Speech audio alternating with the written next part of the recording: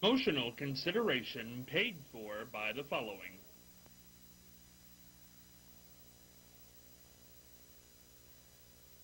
The Ohio Neck and Back Pain Relief Center, Scott M. Gray, D.C., across from the Marion Center between TSC and Kroger. For further information, dial 740-386-6580. Also located on the net at goodbackbadback.com.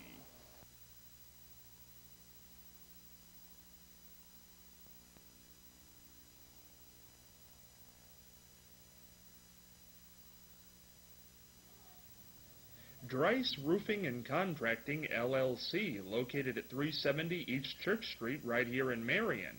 For more information, call 740-751-9516. Specializing in roofing, siding, decks, garages, windows, pole buildings, and complete homes. For more information, again, call Dan Rice, 740-751-9516.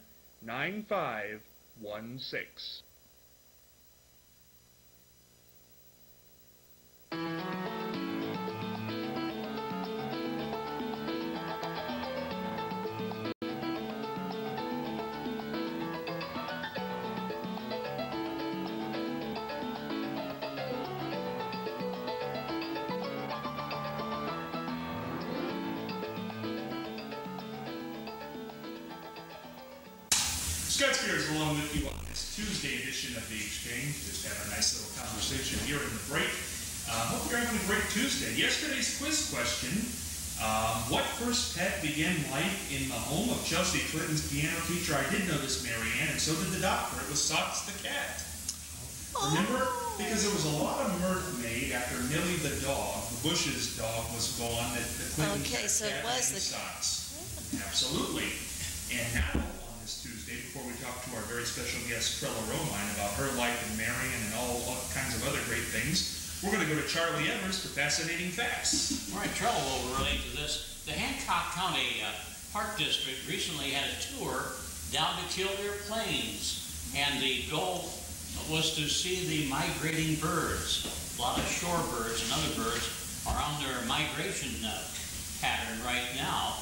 But now in Marion County, we've got our own not Killdeer, but Big Island Wildlife Area, and if you take a trip out there, you can see some migrating birds too. And that's right close at hand. Perfect. Now we're going to head over to Marianne Michaels for, I hate to say this, why do I like saying this, but Feng Shui I thought was going to end today. No, Charlie. It's going to go on for another week after this week, and then we're going to get into a whole new thing called potpourri, which is going to be a lot of fun as we break into fall. But we've got words of wisdom, and then Marianne will go into Feng Shui for today. Well, this week is words of pleasure. In other words, simple pleasures, the words of wisdom. And this comes from a Roman dramatist, and his name was Titus Platus. And this is what he says: water, sun, moon, the day, night. I don't have to pay a thing to enjoy them. You know, and that's so true. We don't take time to look around us, to see nature, and to appreciate it. And I love that. Love that. While Marianne gets ready for Feng Shui, I didn't introduce our other panelist, Martha Douse-Manesi. Look at that shirt on Martha Douse. Martha, all your grandkids on that shirt? Yep. How many of them are there? I got 23 and 8 great-grandchildren. Beautiful. And one more on the way. The Manesi family is a big family. Now get a shot at, Martha's got a new crown on this week.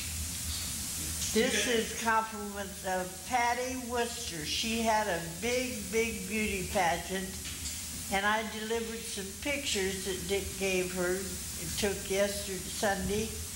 I took them to her house, and she said, Martha Manesi, I have something for you to match your glasses. She said, wait just a minute, sit down. She came up, and this is the glasses, Marianne. It's beautiful. Matches my glasses. Absolutely beautiful. Well, in the shape of a star, and you are a star, so it fits perfectly, Martha. Marianne, feng shui for today. All right, feng shui. Today it's going to be about health and beauty. And you know that feng shui, I hope you know by now, it's the ancient Chinese art of living. And put a vase or a bowl of fresh flowers in the room of a sick person, because it will create positive energy and speed recovery. To improve your sleep, place a glass of water by the bed, level with your head. Do not drink the water, and the next day, throw it away. The water will absorb any of the negative energy and all the time that you're sleeping. And we want to get rid of the negative energy and encourage positive energy. That's what feng shui is all about. Try to include music in your daily life. Find the vibrations that relate best to your inner soul. And these musical sounds will bring joy, and they will banish gloom and depression. Treat yourself to some new underwear. Only real cotton or silk, because synthetic fibers, especially nylon, will create static, and then that will hold the negative energy. The last thing today is make sure that your clothes are free from rips, tears, or missing buttons, because being badly groomed is liable to bring you bad luck. Now next week will be the last week, and it will be about love. I'm going to talk about love next week, the feng shui. I always knew people with nylon undergarments were unhappy, Marianne. Oh, you did? Oh, I've always felt that if you're wearing nylon undergarments, it's not going to be pleasant. Marianne, is that why people send flowers to the hospital? Yes. Well, according to the Chinese, that's what you do. And, you know, people love to have flowers in their rooms. Yes. I think it's very interesting. Joined today by somebody I've wanted to have on the show for quite a while, and we've never been able to come together, and I'm so glad we're finally coming together. I've interviewed her on radio several times, and it's always a delightful time. Marianne is First Lady of History, a pioneer in business for women, certainly, with Henry's Flowers, Trella Romine. Trella, thank you so much for coming in today. It's my pleasure. Anytime I'm with you, I am happy. And the reason is because you really span this town. When was the first time you laid your feet or eyes on the ground in Marion? Well, we're talking when I first walked.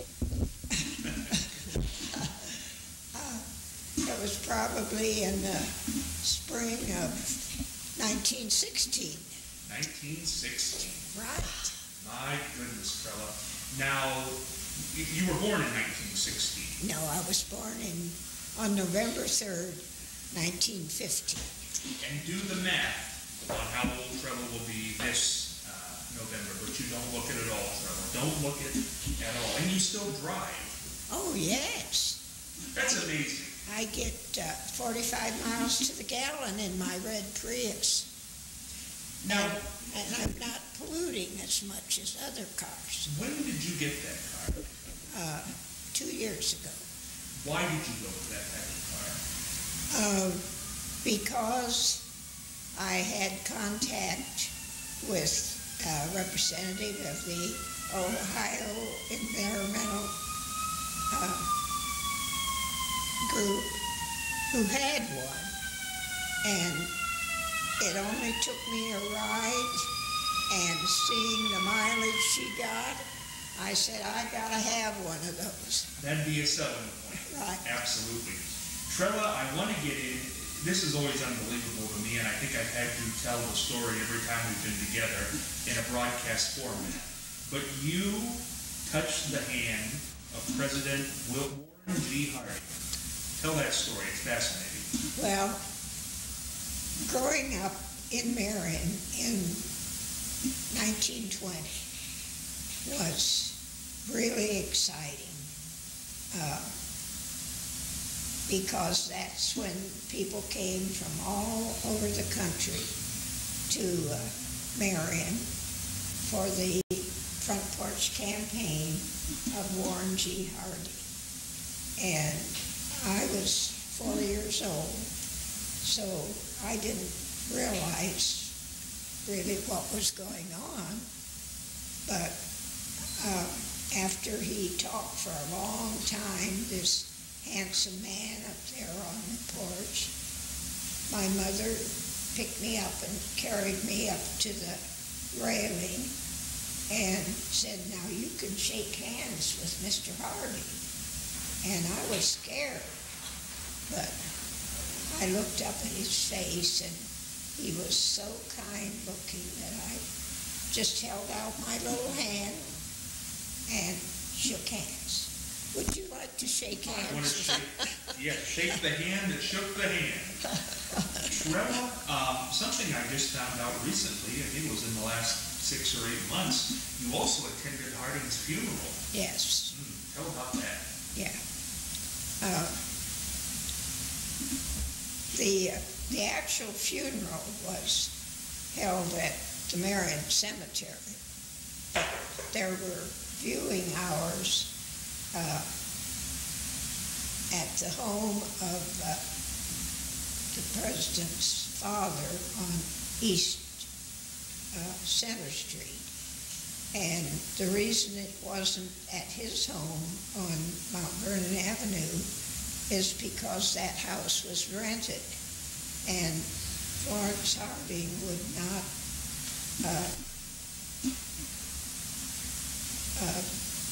make it uncomfortable to move out the Hunt family that was living there. So the body was shown at his father's home. And probably none of you realize that, but at that time, viewing for deceased was not held at funeral homes. They were held in the homes. And so this was just pure custom at that particular time. This is fascinating, Carol. I want to get this on the record. So the viewing was not held at the Harding home. It was held at another home. Do you have the address of that home? The house has since been torn down. I can't give it to you right now, but it was just east of Greenwood Street. And that was his father's home. Trella, you were very instrumental. People don't realize this, I guess, when you're born in the 70s, 80s, 90s. The Marion Historical Society came to fruition kind of late. Definitely. Well, what year was that, Trella? It wasn't until 1969 Marion County had a historical society. Now think about that. We have a city where one of 44 presidents came from, and we didn't get a historical society until 1969. That's amazing. You were a pioneer in getting that done, Trella. Tell a little bit about that. Well, Judge Charlton Myers was very much interested in history, and he had a radio program that he called the Salt Rock Historical and Marching Society. And Madge Guthrie was instrumental in putting that program on WMRN. And he used the county histories that were long out of print as the basis for his stories. And from that, a group, he was asked to teach local history adult classes. And from those classes, Judge Myers was not interested in forming a historical society. appreciate this opportunity to let it be known that it was my son who finally was able to get the lists of the members of those classes. And I remember a group of us meeting at Hemmerly's Flowers and creating the invitations for all those people to come to a meeting to form a historical society. Mary Ann kind of surprised at that. Mary Ann, it's hard to believe, isn't it? 69. Yes, it is, because I came to Marion in 1956, and I would have thought that there would have been something there then, but obviously it wasn't. But I have to say, Trella, you are amazing that you remember all of these things so well and can speak about them so well at your age. It's just, I just admire you tremendously for that. That's wonderful. You know, we have a very interesting tie-in. The Historical Society started with WMRN, and you are at WMRN with Judge Myers. And guess who worked at WMRN in 1969? That man in the middle there, Charlie Evers. I was an engineer then, and I engineered all those programs with Dr. Myers. What are your memories of Charlie Myers? I thought, first of all, he was a very, very smart man. And I thought he was a very humorous person, too, that liked to laugh. Yes. And he could put forth the stories about history that would make you pay attention. It just wasn't something dry. He added flavor to everything. It was really great. You know, there's the book, Charlie Myers' book, which is still available at the Historical Society, The Salt Rock. What's the title of the book, Trella? Tales from the Sage of Salt. I picked up that book, and there's a story in there, and I'll never get it right because it's over several pages, but basically it's transcriptions of his radio program.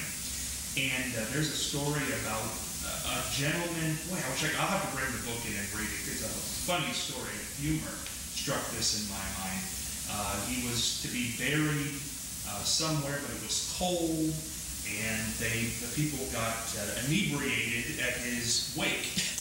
And they were taking him out to it was so cold, they were taking him to the plot where they were going to bury him, and the guys were so drunk because this wake had been going on. Somehow they hit a rock somewhere along the way, and they realized that this man had fallen out of the back. The poor man's body had fallen out. So when they had to go back, by the time they found him in all this cold and being inebriated, they just buried him where they found him. And that's in the book, and that story is hilarious. Ebenezer Rosebery. There you go, Trella. It's such a funny story. And where is he buried? Do you remember, Trella? Pardon? Where is he buried? Do you remember? It's an outlet like on the side of a road. It's on the County Line Road, right at the corner of the County Line Road and 203. And you said Ebenezer, what's his last? Rosebery. Rosebery. Yes. Because I think there's an And Ebenezer. I never drive by that crossroad. Don't think of it. Bill Moses' Wonder house. just where he's buried. Trella, you know, we've talked about this, and you brought up the names there of Charlie Myers and Madge Guthrie, that there is a Hall of Fame at the Historical Society, and we certainly hope that those two go into that.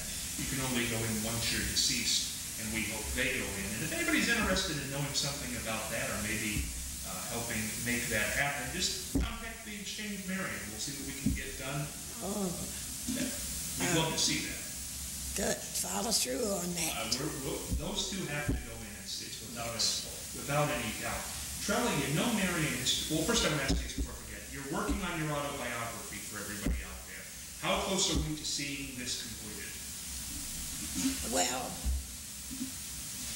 I'm sure David's my editor, my son David Halder, and I'm sure he's hoping that I'm about through.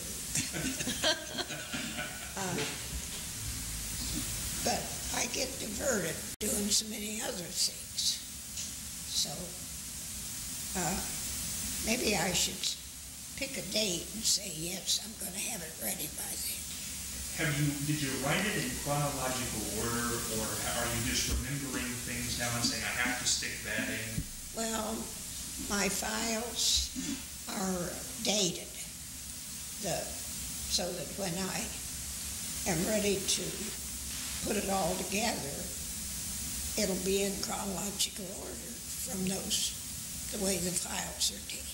You know something I remember, Trevor, the first few times we got together, and I always found this very admirable, you always carried a notepad around, and you would make notes about just things people said. Where did that come from? How long did you do that? I guess I've always been a reporter.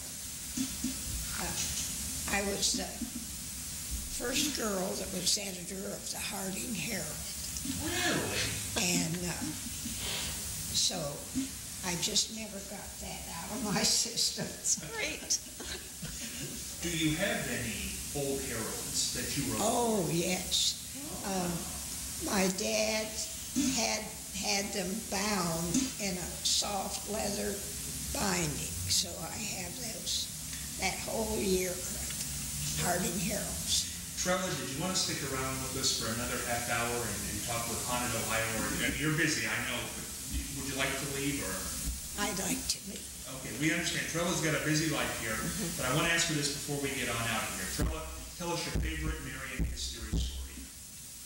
Oh, That's a big beach ball of a question. well, I think it has to be the career of Warren G. Hart.